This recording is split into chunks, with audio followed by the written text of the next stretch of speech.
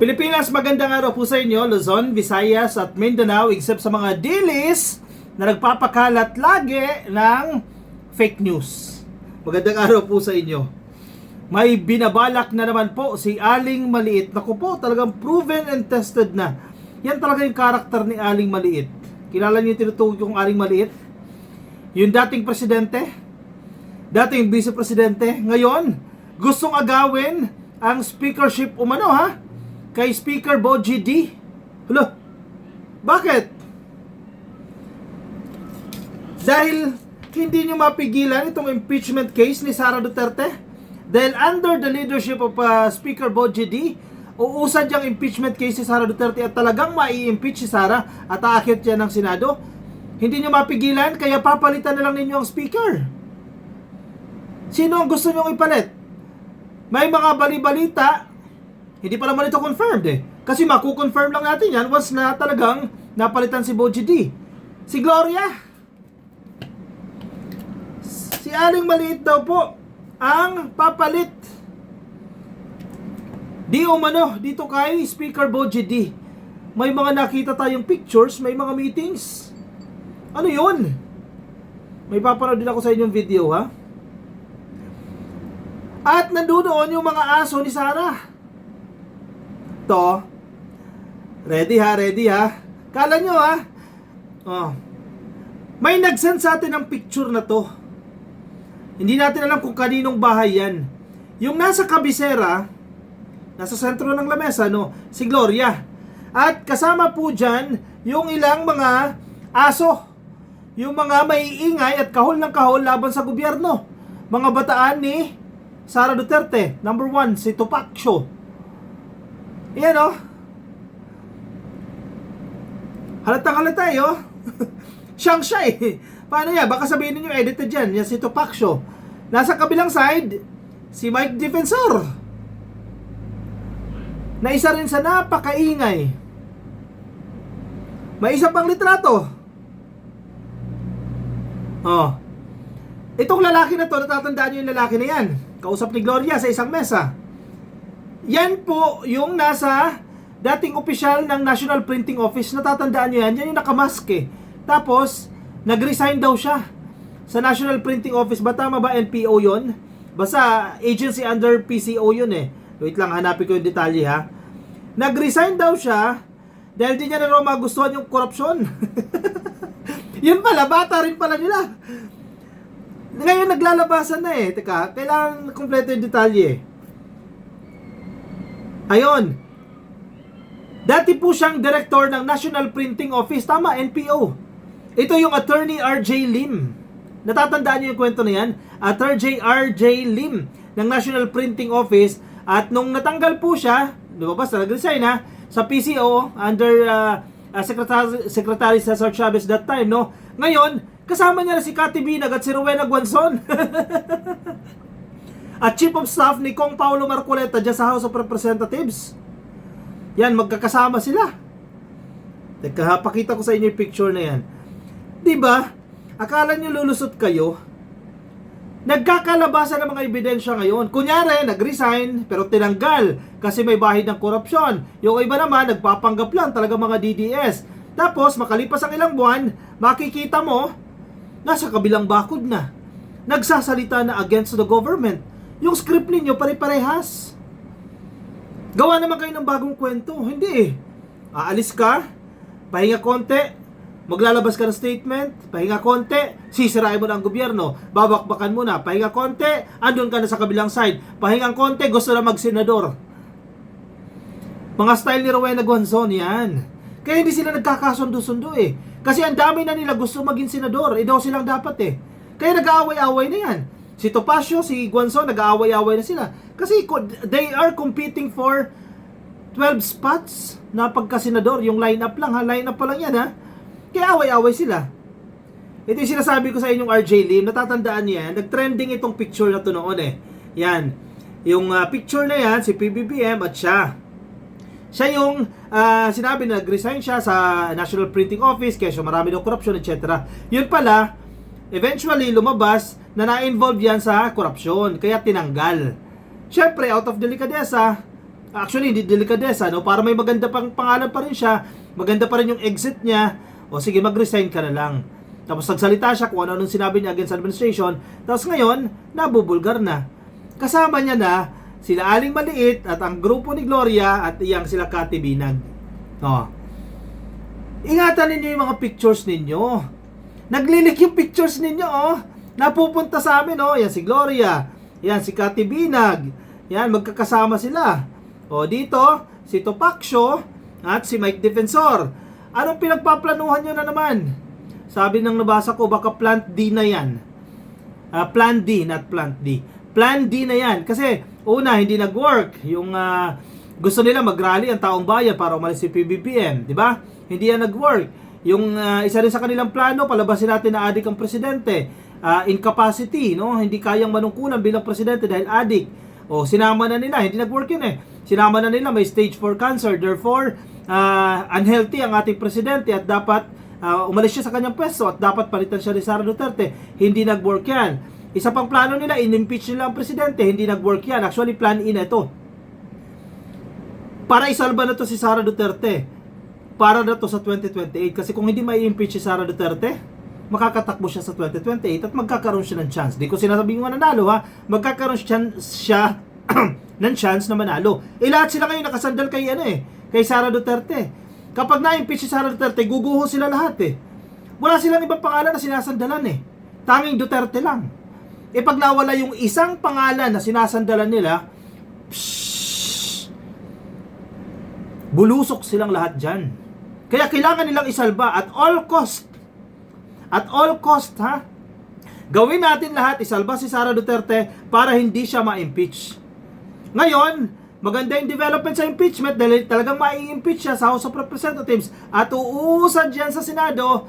Actually, bago pa umusad sa Senado, mabubulgar na yung kanyang mga kalokohan, yung mga ebidensya lalabas sa April 14. Kaya pilit nilang papalitan si Speaker Boji D. At ang ipapalit nila si Gloria na magaling. Estilo na ni Gloria yan eh. Kumbaga, biyasa na ito sa gobyerno eh. Hello, Garci! Alam yun na yung Caracas ni Gloria eh, kung paano kumilos yan eh. Oh, pakinggan natin itong balita ng bilyonaryo. Pang 2018 nang magkaroon din ng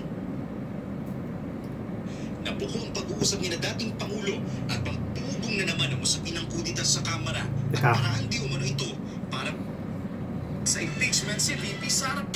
May plano raw ngayon na ibalik si Congresswoman at dating Pangulong Gloria Macapagal Arroyo bilang House Speaker. Ang umano'y motibo ng kudeta, isalba sa impeachment si VP Sara. Malinaw. Narito ang exclusive agenda report ni Isaiah Mirafuentes ng Abante. Umuugong na naman ang usapin ng kudita sa Kamara at paraan di umano ito para mailigtas si VP Sara sa impeachment. Ayon sa mapagkakatiwalaang source ng Billionaire News Channel, nabuko ang pag-uusap ni na dating Pangulo at Pampanga 2nd District Representative Gloria Macapagal Arroyo at Vice President Sara Duterte. Matatanda pang 2018 nang magkaroon din ng tensyon sa Kamara. Bago kasi magsimula ang sona ni dating Pangulong Rodrigo Duterte, ay nagputuhan ng mga mambabatas na patalsikin sino Speaker. Teka, humina eh. May nagtitext eh. Nang magkaroon din ng tensyon sa Kamara. Bago kasi magsimula ang sona ni dating Pangulong Rodrigo Duterte, ay nagbutuhan ng mga mambabatas na patalsikin sino Speaker Pantaleon Alvarez. Si Arroyo ang pumalit at malakas ang ugong noon na si VP Sara na nooy Davao City Mayor ang nasa likod ng pagpapatalsik kay Alvarez. 2022 naman nang manalo ang unity team ay pumorma umano si GMA na muling maging Speaker. Pero si Martin Romualdez ang nakakuha ng basbas ng palasyo. Ayon sa aming source, itinutulak muli ni Duterte si Arroyo bilang Speaker. Kaya lang, 160 votes ang kailangan para mapatalsik ang kasalukuyang Speaker na si Boji D. At hindi para umabot sa 30 ang nagpahayag ng suporta sa umano'y balak na kudita. Sa mensahe ni Caloocan City Representative Egay Risa sa BNC, duda siya na magtatagumpay ang leadership shake-up dahil hawak umano ng kasalukuyang liderato ang biyaya. Sabi naman ni Cagayan de Oro Congressman Rufus Rodriguez na tila umabogado kay VP Sara noong huling impeachment hearing, wala raw siyang narinig tungkol dito. Pero para kay House Deputy Minority Leader Antonio Tino, hindi na bago ang usapin ng kudita. Wala naman ngayon. Previously, merong ganyan, di ba? And openly yung may isang party from the majority na nagpapaiwanan ng gano'n. Pero I think that was settled yung release ng DBM, yung budget para sa mga projects ng mga congressman. At kung may kudita man, Kung pagpapalit pa ng speaker, as a rule, sino man ang maging speaker, ibig sabihin yung magbubiro ng mayorya, generally ay yung may basbas ng presidente. Ngayon, kung papalitan ng speaker ng walang basbas ng presidente, napakita lang dito na yung gap na talaga ang nakaupo sa Malacanang. hinihingi ng PNC ang panig ng kampo ni Speaker D pero wala pa itong sagot sa ngayon. Kung sakaling mapatatalsik ang kasalukuyang House Speaker, base sa konstitusyon, walang kakayahan ng bagong Speaker na pahintuin ang mga nakabimbing impeachment complaints. Pero kaya niyang maimpluwensyahan ang magiging takbo at kahihinat na nito. Para sa agenda, Okay. ay side Isa-isa lang ha. O biruin mo ha. Si Sara Duterte that time, nung presidente yung tatay niya ha, presidente si Digong. That time si Sara mayor ng Davao. Nagawa niyang impluwensyahan ang Kongreso, ang House of Representatives at mapatalsik si Alvarez at mailagay si Gloria. Again, anong posisyon ni Sara that time? Mayor. Biruin mo ha, mayor ka, na-impluwensyahan mo ang napakamakapangyarihan na House of Representatives at nagtagumpay ka, patalsikin si Alvarez, ipasok si Gloria. Tapos sasabihin nyo, tatahitahimik si Sara? Sabihin niyo, inosente si Sara? Excuse me. Second, no, presidente yung tatay niya, totoo to ha, hindi to fake news ha, kagaya ng ginagawa ng mga dilis ha, yung presidente yung tatay niya, nagkaroon ng insertion si Sara Duterte during that time, mayor lang siya ha.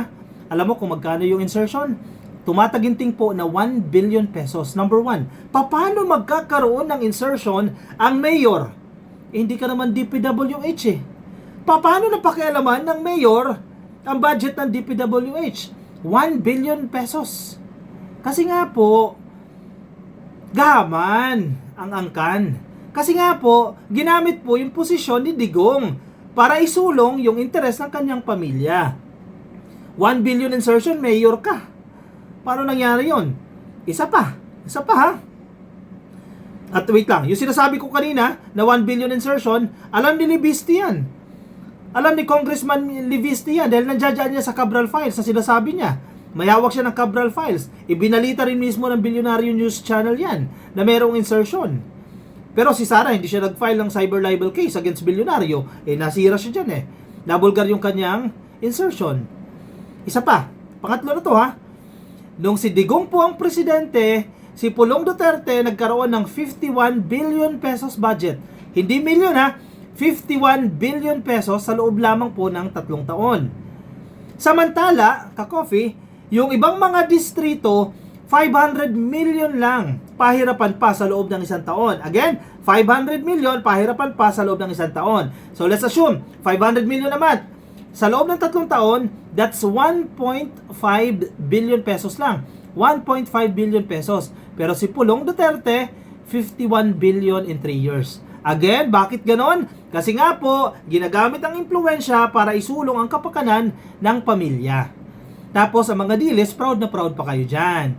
Pwede nyong i-verify yung mga yan. Dahil nag-exist yan, i-google nyo lang po, ganyang kagahaman yung mga yan.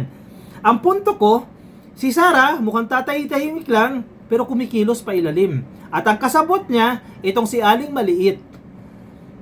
Buti na lang, sana totoo itong number na to, na hindi nag-succeed itong kudita. Pero ang alam ko yung kudita na yan last month pa yan Pero bago daw po ito Kasi umuusad na dyan yung impeachment hearing Bago daw. Tingnan natin kung makakakuha ng boto. Kasi nagpapamiting na si Gloria, nakita natin sa mga meetings Uy, ano yan? Masyado kayong kinakabahan sa impeachment ni Sara. Kung walang kasalanan yan, absuelto yan. Bakit nagkukumahog kayo ngayon pagtanggol si Sara Duterte, isalba siya sa kasalanan niya? Kasi alam nyo yung sagot.